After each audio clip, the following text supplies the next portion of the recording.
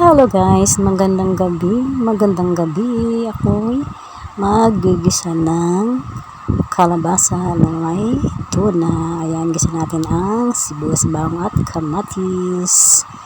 Halo. At inalagay na natin ang tadaan, 555 tuna.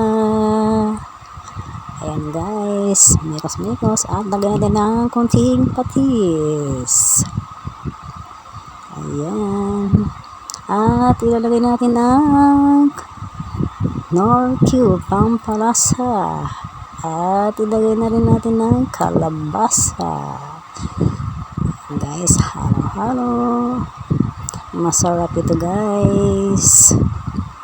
Ginisang kalabasa na may tuna. Imbis karne ang ihalo, tuna na lang. Mas mura pa. Ayan.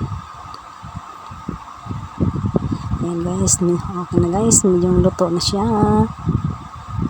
Takpan muli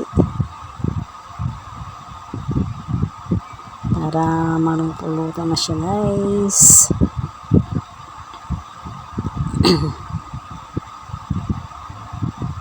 Ayan, at ang ating titikman na guys kung okay na ang lasa.